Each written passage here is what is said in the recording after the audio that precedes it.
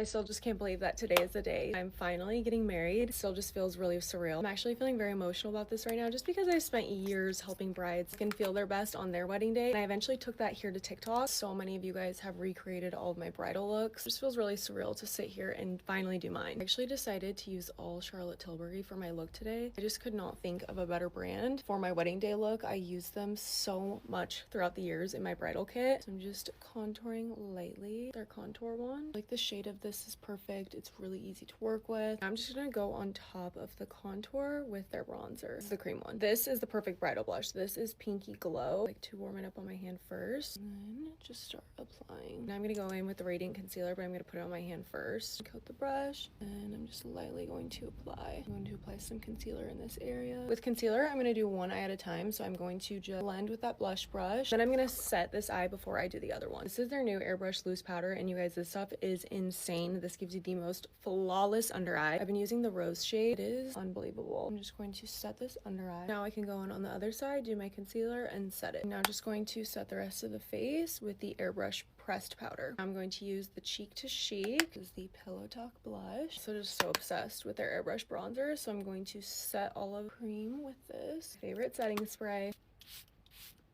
My spotlight highlight. For the eyes, I'm going to start off with the bronzer as the base in the crease. I'm going to drag this down to the nose. These are the eyeshadow sticks. I'm going to start with Cashmere Sculpt. I'm obsessed with these. These are really easy to use. I'm going to put this on the lower lash line. Now I'm doing Desert Sculpt on the outer part of the eye for top and bottom. Classic brown eyeliner. Go on the bottom half.